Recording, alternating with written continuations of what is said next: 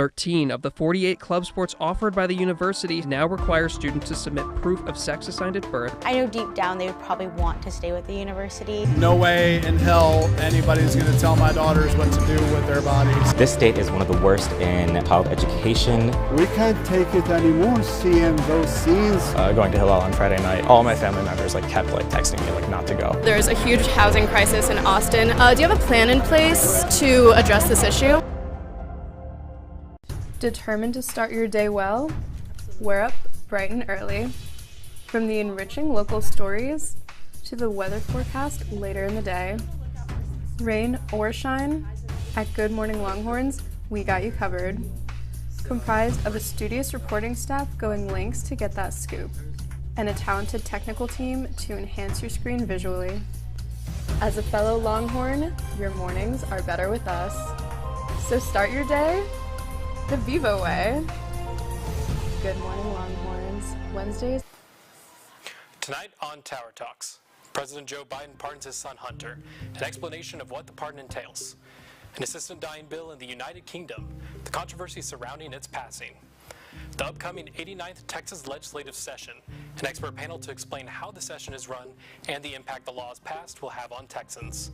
All of this coming up on Tower Talks.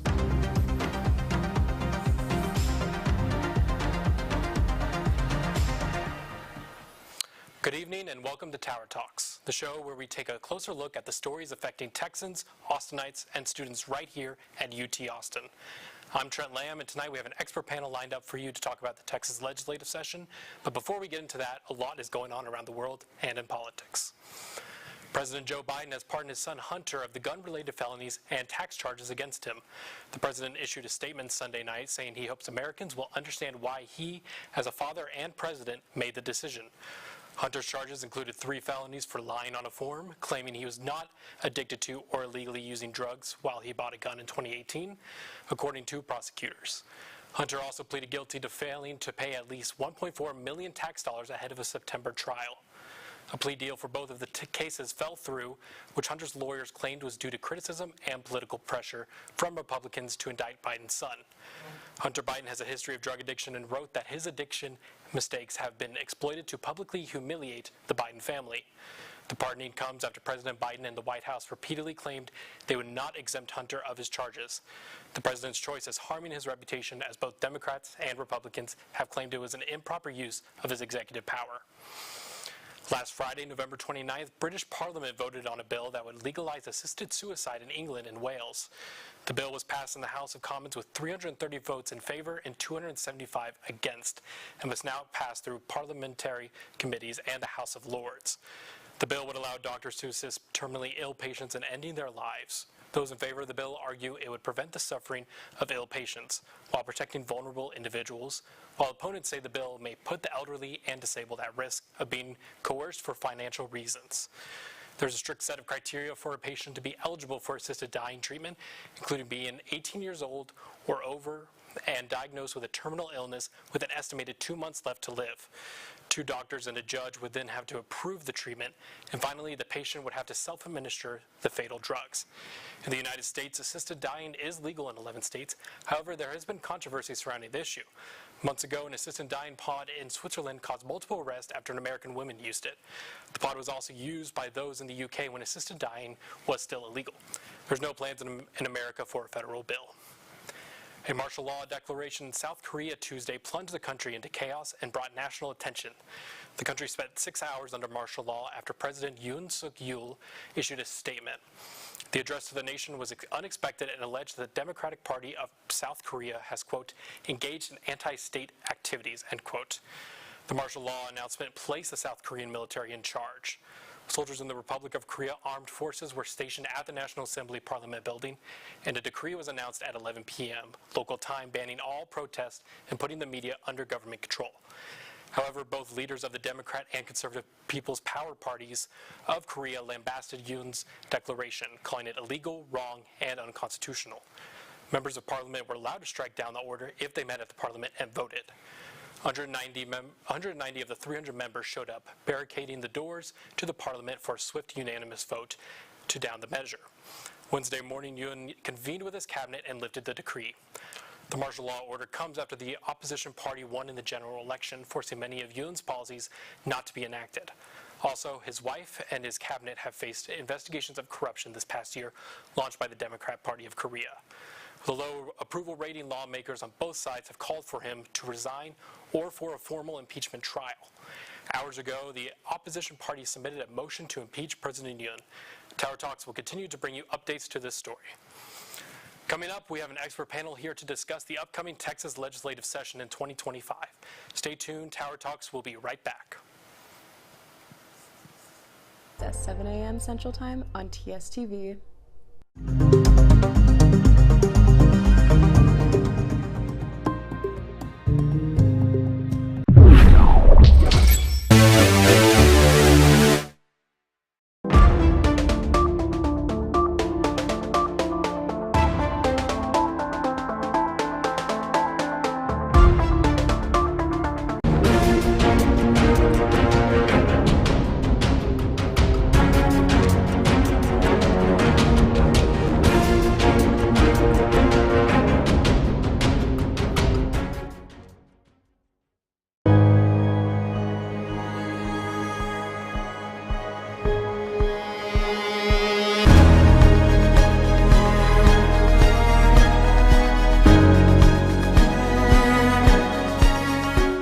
13 of the 48 club sports offered by the university now require students to submit proof of sex assigned at birth. I know deep down they would probably want to stay with the university. No way in hell anybody's going to tell my daughters what to do with their bodies. This state is one of the worst in child education. We can't take it anymore, seeing those scenes. Going to Hillel on Friday night, all my family members kept texting me not to go. There's a huge housing crisis in Austin. Do you have a plan in place to address this issue? Determined to start your day well? We're up bright and early. From the enriching local stories to the weather forecast later in the day. Rain or shine, at Good Morning Longhorns, we got you covered. Comprised of a studious reporting staff going lengths to get that scoop, and a talented technical team to enhance your screen visually. As a fellow Longhorn, your mornings are better with us. So start your day the Vivo way. Good Morning Longhorns, Wednesdays at 7 a.m. Central Time on TSTV.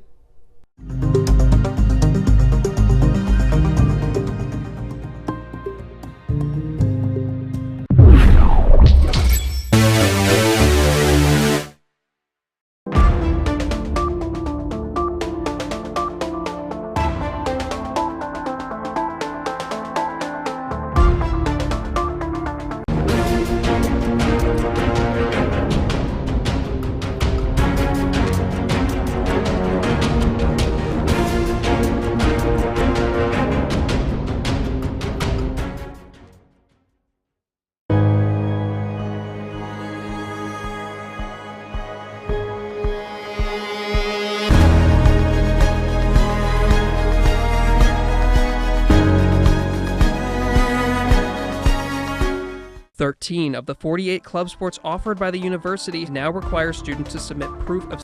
Welcome back to Tower Talks. Our expert panel tonight includes Mark Strama, former member of the Texas House of Representatives and director of the Annette Strauss Institute for Civic Life, and Ryan Chandler, Texas Capitol correspondent for KXAN News. Thank you so much for coming back again, y'all. Thanks for having us. Of course. And I wanted to start today by getting a quick overview of your expertise or your experience within the Texas legislative session. So starting with you, Ryan, what made you interested in covering the Texas Capitol, and can you talk a little bit about your background in politics? Sure. Well, I credit my time here at the University of Texas for a lot of that. I studied government here as well as journalism, and I knew that I was always interested in conveying politics in terms of how it impacts everyday Texans, and especially at the Texas Capitol. That building will give you more stories, more drama than any other state house in the country that I know of. And the eyes of the whole country are on it. I mean, Texas really leads in policy and is a model for a lot of other states. So I don't think there's any better state in the country to report on politics. Thank you very much. And Mark, what drove you to run to be in the House of Representatives years ago? So when I got out of college, which was in 1990, a lot longer time ago, I went to work in Ann Richards' first campaign for governor, and then through that met a state senator and went to be chief of staff for a state senator named Rodney Ellis. That was my first 5 years after college. And then I got out of politics and went into the private sector, but I got pulled back in 2004, but frankly because I was frustrated with what was happening in the state. We had just been through one of our many now frequent redistricting fiascos, including a quorum break, which have become more frequent since then too, but at the time it felt pretty apocalyptic, and I was just drawn back in. I decided to run for office and ended up serving 5 terms in the House. Very cool. Thank you so much. And I wanted to go and just dive a little deeper into like the actual Texas legislative session that is going to be going on starting in January. First for Ryan, you were at the Capitol during the first day of the filing a few weeks ago. Mm-hmm. Could you talk a little bit about what it looks like on that first day? Well, this was an especially notable first day of filing because we saw the previous record get blown out of the water. We saw, 1,500 some bills filed on the first day. 2 years ago, there were like 900. So we're setting records for the amount of legislation already passed, which I think is kind of a representation of the pent-up demand or pent-up anger, especially within certain contingents of the Republican Party that are looking for a more productive session for their ends. All of that's really going to depend on the leadership in the legislature, which we'll find out very soon. But there's a whole lot of priorities and legislation that's going to have to get through in a very short period of time. So it's going to be contentious for sure.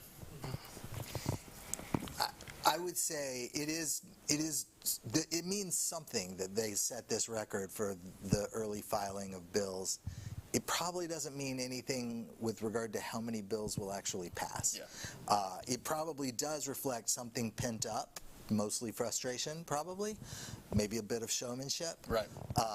Theatrics, but it seems like there's a pretty good chance that this will be a relatively unproductive session at this point. It's too soon to say because, as Ryan said, we don't know who the leadership of the House is going to be yet. There's a contested race for Speaker of the House, and and how that ends up will determine a lot about what kind of session it is. It's most of the folks I know who are there though are expecting a pretty acrimonious session. Just at the risk of going on too long, I'll just put it like at a high level, it shapes up like this. Either the House will elect a new Speaker of the House, and there will be a lot of acrimony in the House between Republicans and Democrats. Or they will stay with the current Speaker of the House, and there will be a lot of acrimony between the House and the Senate. And it's sort of like, I just don't see a situation where there isn't a lot of acrimony. Amen. And speaking of like the elections going on within the actual House, we just had, the Democratic caucus elections were going on today. We had, if you all wanted to speak on it, I know we've just been hearing some of the news about who's. You see that? I didn't. No. Well, it surprised me to see. This was just 20 minutes ago. We learned that Representative Gene Wu from Houston will be replacing TMF as chairman of the House Democratic Caucus. He just jumped into the race a few days ago. I didn't see that coming, but I mean, it may be too early to read into what all that means, but clearly Democrats.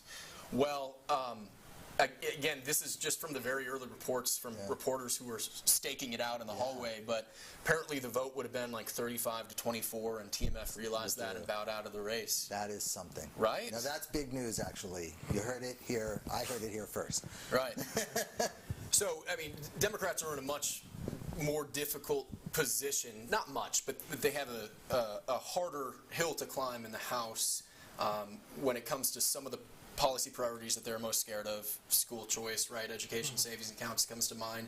Abbott says he has the votes for that. And I was just talking to a Democrat today in the Austin area, and I asked him, what is the Democratic strategy realistically? What mechanisms do you have as a party to block that in the House? And he didn't really give me a straight answer. So Democrats are kind of in a hard position. Yeah, because he didn't give me a straight answer because the straight answer is none. Right, correct. Yeah. Well, his answer was actually the people of Texas need to stand up against this. And if you're relying on that, you're losing. That ship has sailed. Right. They had their chance. Yeah, exactly. So I think... I mean, in fairness, gerrymandering played a big part in that. The people of Texas's voice is diminished by gerrymandering, but the politics of this issue have been resolved as far as I can see. No, amen. And a lot of the representatives who were elected with the support of Governor Abbott ostensibly around this issue, it's debatable whether the voters actually had school choice off the top of their minds when they went to the ballot box, right? That's right. That's right. And most of those campaigns weren't centered on school choice, weren't framed that way to the public, but that is what was framing them in the background. Yeah, exactly. But the end result is the same, right? There's more votes for vouchers, school choice, whatever you want to call it. I guess Democrats are looking for some more vocal, maybe some more contentious leadership that won't play as nice. I don't know. That's interesting. I'll have to. Not that TMF was. Yeah, I mean, TMF was a firebrand as well. I don't know. I wonder what's behind that choice. It could be style, but I mean the style. Because I was going to say, neither of those outcomes was going to lead to a less acrimonious legislature. Neither of them are shrinking violets. It wasn't a choice between a peacemaker and a bomb thrower. Yeah. They're both combative advocates. I have a feeling it might have. Well, it might have just been time for a change. Yeah. I mean, sometimes. I don't know. I mean, we're gonna have to. I'm gonna have to ask more lawmakers about that. Yeah. Me too. That really is a big surprise. Huh.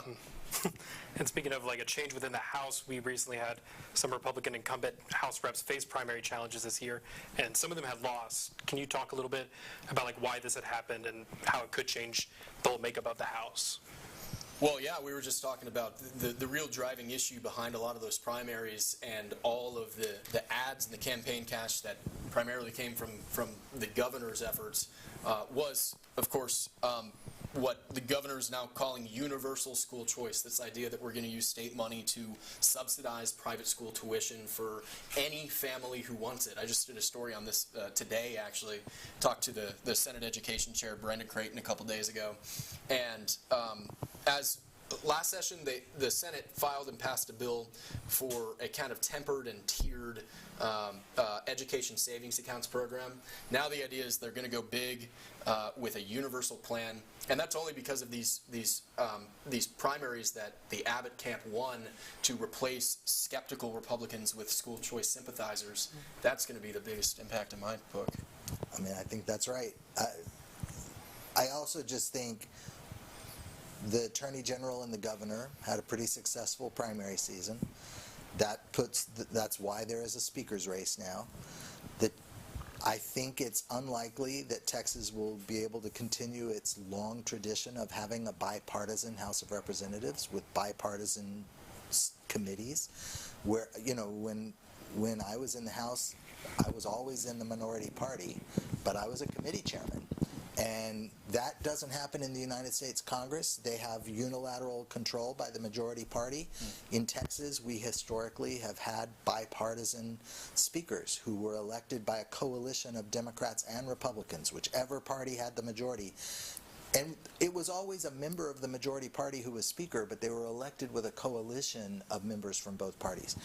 The Republicans have said they don't want to do that anymore. And even if they stay with the current speaker, it's pretty clear he will have to go to a system where he appoints only members of his own party to be the committee chair. So I think that we're also crossing a new Rubicon, and a bad one. I mean, most people would not say, I wish the Texas legislature was more like the United States Congress, but it is about to be.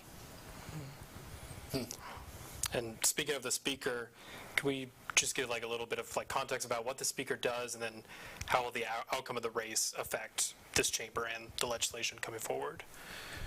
I mean, the big outcome, well, okay, so what the speaker does. The speaker is elected by the members of the House on the first day of session.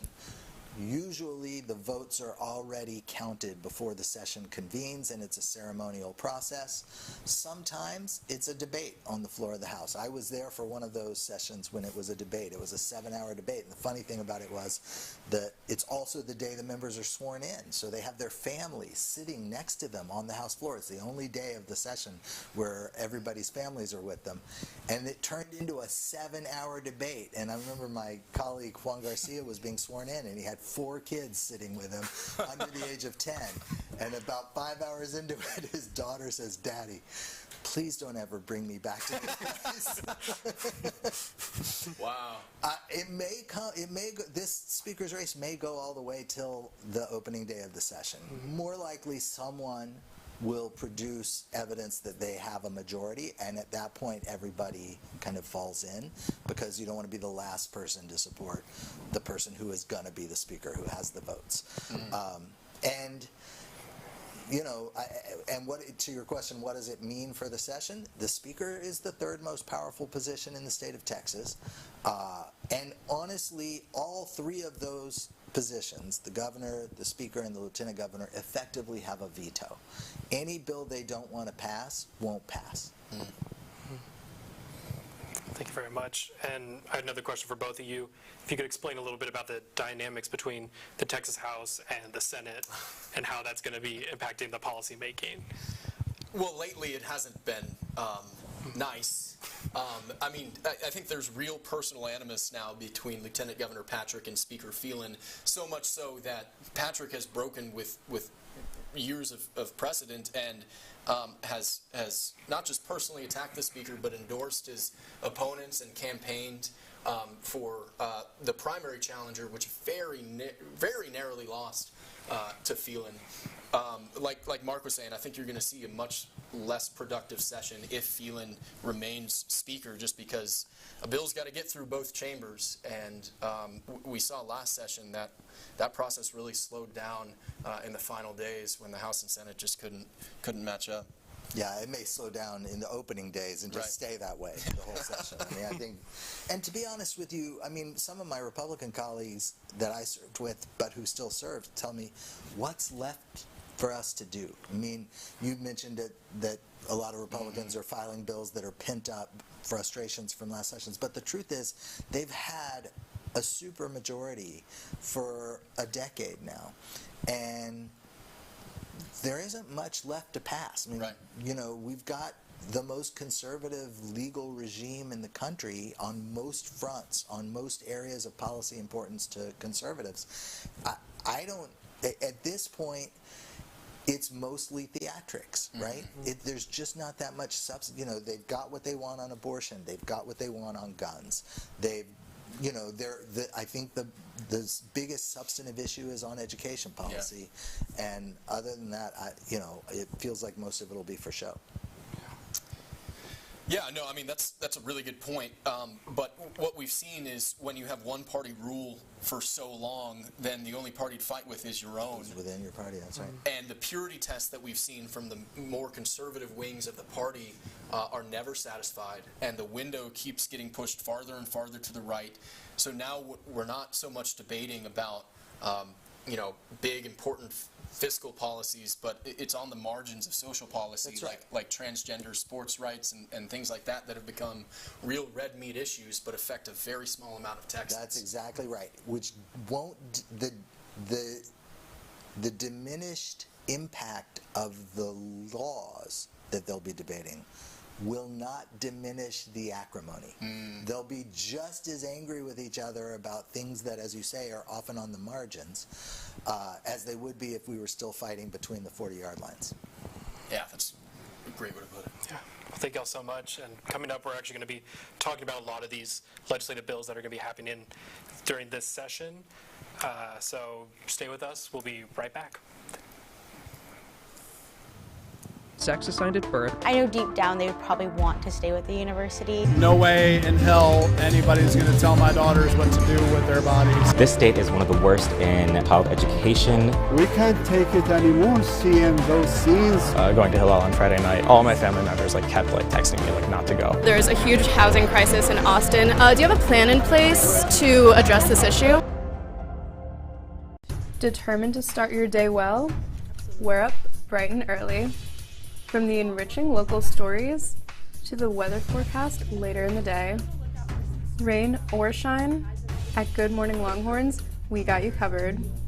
Comprised of a studious reporting staff going lengths to get that scoop, and a talented technical team to enhance your screen visually. As a fellow Longhorn, your mornings are better with us. So start your day The Vivo way. Good morning, Longhorns. Wednesdays at 7 a.m. Central Time on TSTV.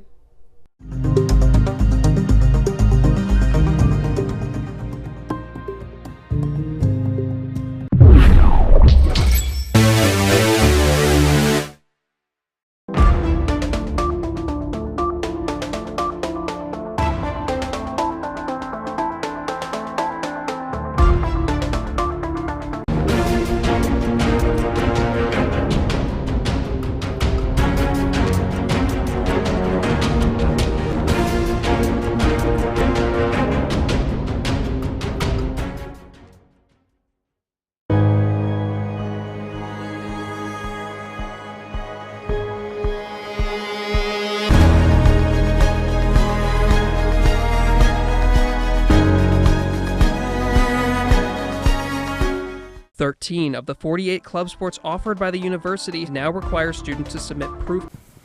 Welcome back to Tower Talks. As bills are continued to be filed for the session in 2025, we wanted to take a look at the impact this session could have on Texans. Starting with the big issue this session, education saving accounts or vouchers. Abbott called multiple special sessions to get this passed and funded primary challengers for Republican reps who oppose this. He now claims to have the votes. For the whole panel, do you share the views of what the outcome will be, and is this the discussion now how far this will go? Sorry. We kind of touched on this earlier. I think I agree with the common wisdom that it's the Republicans to lose at this point, right? Look, they're going to pass something. The question, I think you're asking the right question, which is what? What will it look like? During the last session, it was pretty limited in scope. Now that they know they've got the votes, they'll probably propose something more far-reaching, more ambitious, but they do run into the reality that this isn't good for rural representatives. It's not good for their districts. In their districts, the public schools are the biggest employer. There is enormous affinity among their voters for their local public school. There aren't currently a lot of private school options for those folks, so it feels like they're sending money to the urban centers and not investing in their local rural public schools. So many Republican members represent districts like that it's still going to be hard for them to achieve their biggest ambitions with this.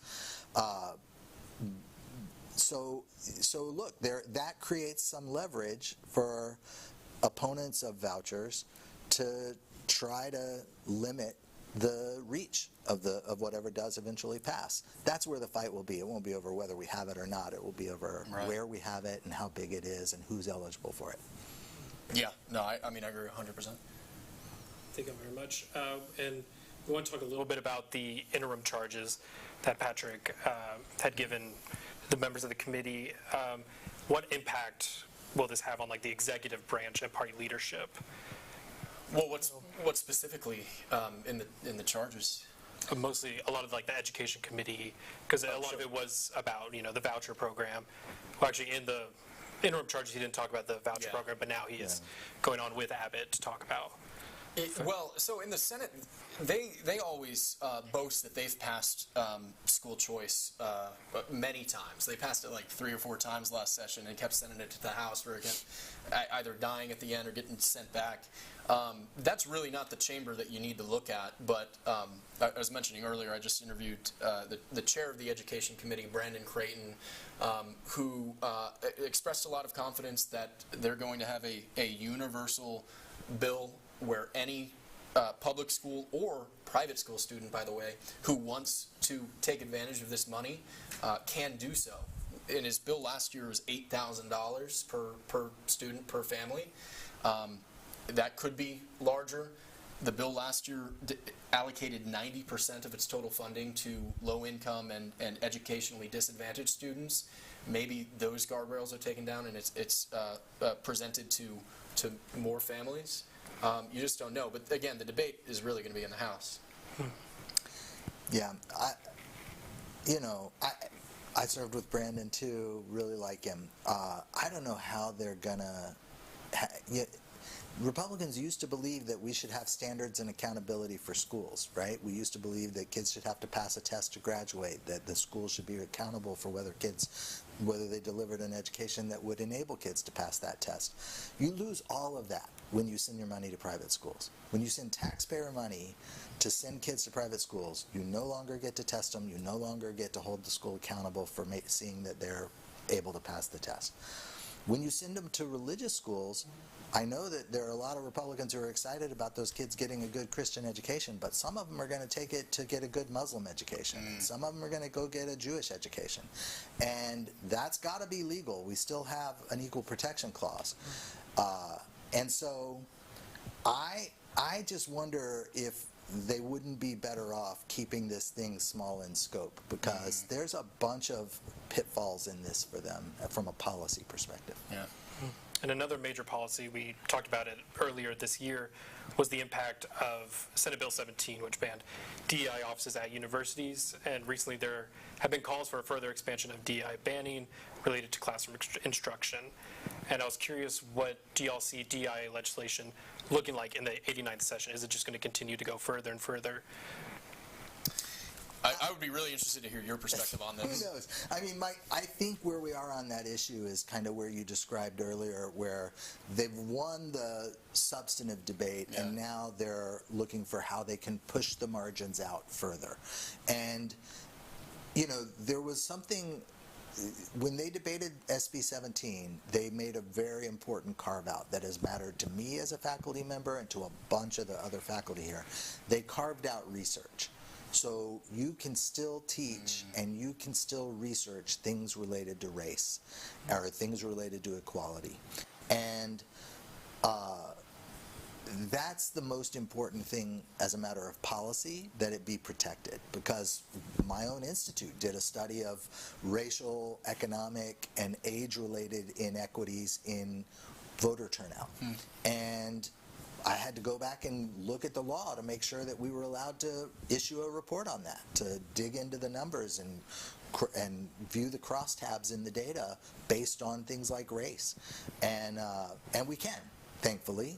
That's good law, because we need to understand it. You can't solve problems you don't understand. So I don't think there's a whole bunch of new law to be made in this area, but I don't doubt that what Ryan said is true. Someone will want a show bill that they can talk about that takes the boundary just a little bit further to the right. Yeah. So coincidentally, it's Senator Creighton who's behind this as well. And a few weeks ago, they had a marathon hearing at the Capitol surrounding the issue of faculty senates. And how they are influencing policy on the college level, on the campus level. I think the thinking in Creighton's mind or in the Senate is whether they need to farther regulate self-governance in individual colleges, because they may think that faculty are governing their colleges in a way that is out of step with SB 17. So I think you're right that this is kind of transitioned from a regulation of a broad idea and now to the enforcement and that's making right. sure. He's most concerned about the bill not being undermined from within. Right. And that's where most of his attention has been since passing the bill. And I mean, if I were in his shoes with his ideas, that's where I would put my energy too. Yeah. And you had mentioned earlier about the gender-affirming care being a bigger topic this session. Last session we had SB 14, which prevented doctors from prescribing gender-affirming care to transgender youth.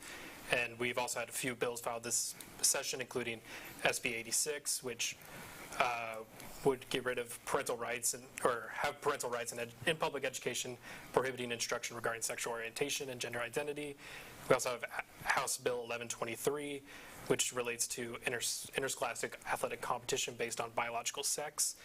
Is there going to be a major impact on LGBTQ plus rights within this upcoming session?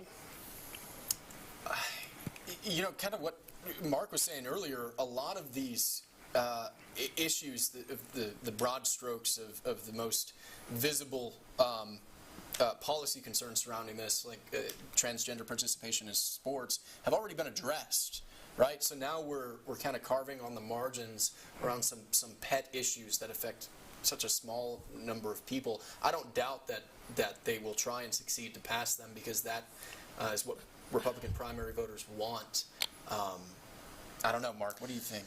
I mean, when I think about this, I think about the Republican Party, I think about the Democratic Party and the internal debate that they're having about how badly did that issue hurt Kamala Harris. You know, the most visible Trump ad I saw throughout the campaign was the one that ended with "she's for they, them, he's for you." And I think a lot of Democrats feel that that is a branding problem that they've got to address. Doesn't mean they're going to roll over. It does mean that, you know, that may not be the, you know, that they primaried a state representative over that issue last cycle. I don't know that that's the issue that Democrats are going to want to fight on this session. They've got a lot of things to fight about. That they won't roll over, but there's going to be a lot fewer members who are going to make it central to their brand. And I'm also curious, one of our last questions for this block is for Mark. How do individual representatives balance the interest of their districts versus the statewide concerns, as you were a member of the House of Representatives? There's three. I thought you were going to ask a different question. I thought you were going to ask how do they balance the interests of their district versus their conscience. Sometimes you know you're out of step with your district. In 2005, my first session, I represented a district that voted Republican for president. I was a Democrat, and I was therefore a targeted Democrat. They were going to come after me in my reelect, and so one of the biggest vote of that session was on gay marriage. And at the time, we didn't have the Obergefell decision, and it was a Republican initiative to ban gay marriage in the state constitution, which meant first it required a 2/3 vote in the House and in the Senate, and then it required the public to vote.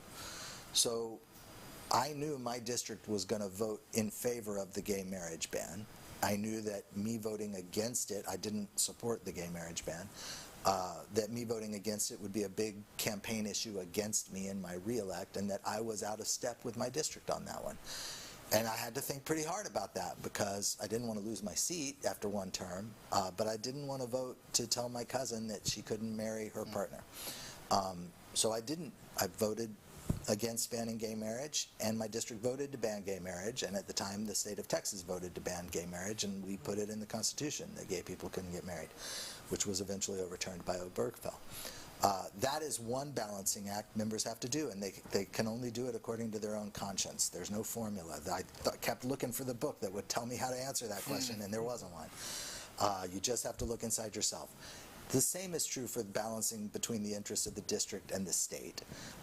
But it's a little bit easier, because if every member votes their district, you should end up with an outcome that is best for the state. So I never felt a lot of tension where what was best for my district I knew to be bad for the state. I saw a lot of fights. My district didn't have these fights, but I saw a lot of fights among members over water rights, for example. They would have knockdown, drag-out fights over water, and it was purely parochial. They were only representing the interests of their respective districts. But for me, where it wasn't a big issue in my district at that time, I could listen to them argue it out, and I could figure out how my district should be represented when we weren't directly affected by the fight on the floor. That was actually a pretty good, like, each member advocating for the parochial interests of their districts was the best way for me to hear what I needed to hear to make my own decision. So it's not, that's not the hardest thing about being a legislator, trying to decide when to represent your district versus the state. The exception there is if you're thinking about running for governor. You might sometimes, like, there are going to be members who represent rural districts where vouchers won't be popular, who are going to vote for vouchers because they think I could be governor someday. And you won your re-election after that vote, by the way. I did. I was about 4 more times, in fact. 4 more times. Right. Yeah. Thank you so much. And when we come back, we're going to discuss how the Texas legislative session is going to impact some of the national policies. Tower Talks will be right back. of sex-assigned at birth. I know deep down they would probably want to stay with the university. No way in hell anybody's going to tell my daughters what to do with their bodies. This state is one of the worst in child education. We can't take it anymore, seeing those scenes. Going to Hillel on Friday night, all my family members kept texting me not to go. There's a huge housing crisis in Austin. Do you have a plan in place to address this issue? Determined to start your day well? We're up bright and early. From the enriching local stories to the weather forecast later in the day. Rain or shine, at Good Morning Longhorns, we got you covered. Comprised of a studious reporting staff going lengths to get that scoop, and a talented technical team to enhance your screen visually. As a fellow Longhorn, your mornings are better with us. So start your day the Vivo way. Good Morning Longhorns, Wednesdays at 7 a.m. Central Time on TSTV.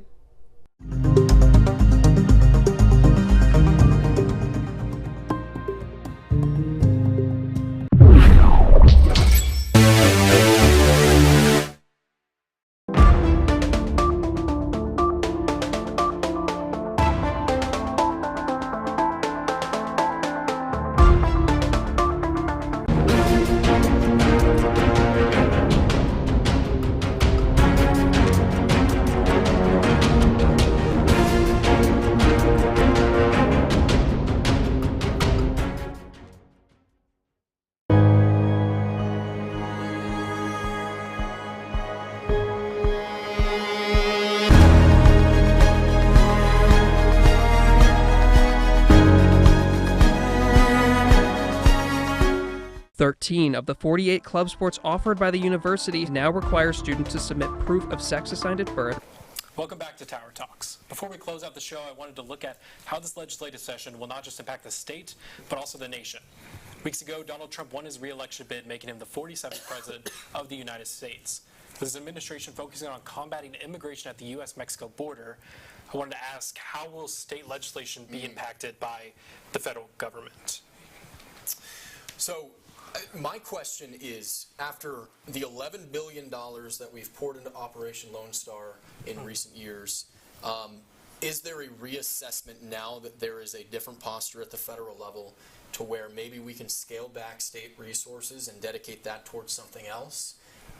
I don't know what the answer to that is. Maybe Mark has some more insight. For me, it's difficult because there may carry a political cost to not doubling down on border security every session, no matter what the reality on the border actually is.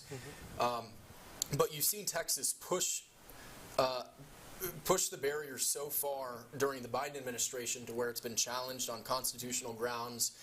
Texas trying to usurp power that states technically, arguably, do not have. And while the Trump administration may be more lenient and allow Texas to do things like establish their own Homeland Security Division, like a bill has already been filed to do for next session, does Texas reevaluate and say, well, we don't need to be doing this unilaterally anymore, and we can be more cooperative with the federal government? I don't know.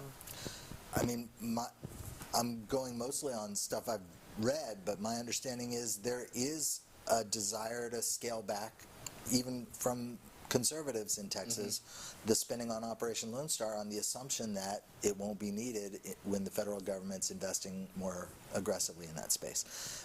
And I do think that appropriators, the people who have to manage the budget through the legislative process, want that money back if they can get it. They don't like shredding billions of dollars on the border. They'd rather put it invested in the state of Texas. I think that is an opportunity, frankly, for this session to redirect resources to areas of need in the state. I'm curious on the opposite side, how does Texas legislation impact national policies? I mean, we saw with the heartbeat bill a few years ago, a lot of other states started enacting very similar policies to that. Right. I mean, the other example is not a legislative example, but Greg Abbott busing immigrants into the big cities changed the immigration debate. Yeah. You know, it's hard to anticipate.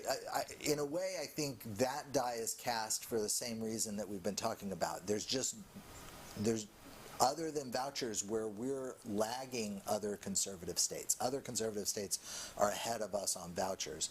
But in almost every other policy area that's important to conservatives, we're a leader already. So there aren't any new frontiers to blaze.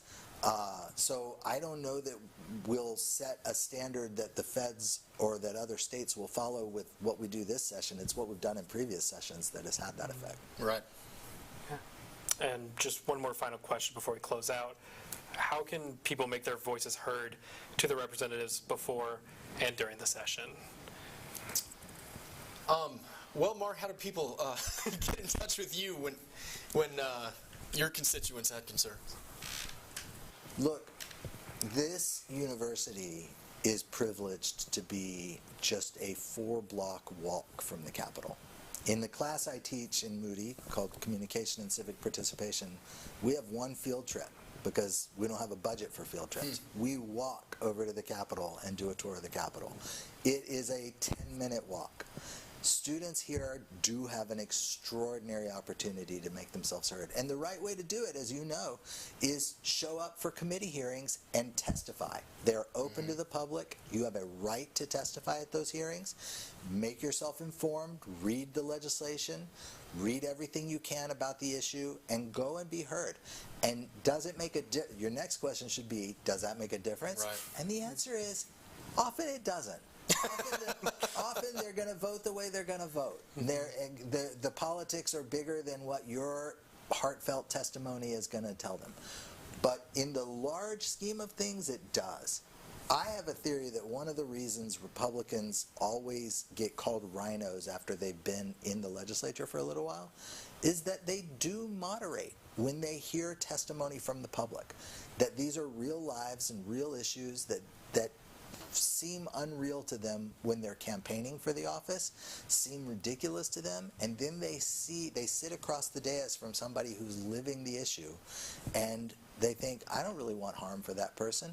I don't want them to have a bad life because of something I did. And so you don't always change the outcome on the particular legislation that's in front of you, but I think you often do change the views of the people that are listening to you, and in the long run, that has an impact. Yeah. I don't think students should underestimate the power and the influence that they can have, both in their voice at the Capitol and in their vote. If young people, if college students here at UT voted at the rates that old people did, they could run this state, and everybody in the Texas House would be 25 years old. And I think lawmakers recognize that and are quite happy that we have lower voter participation among younger people in Texas because we are a formidable political force that is often underutilized. And I hear from students all the time that they have imposter syndrome, or they don't think their voice matters, or they don't feel a place for their voice in the Capitol. And I think that's just a misinterpretation, because students, when they're united around a cause throughout history, have been very powerful, and I think students should grasp that.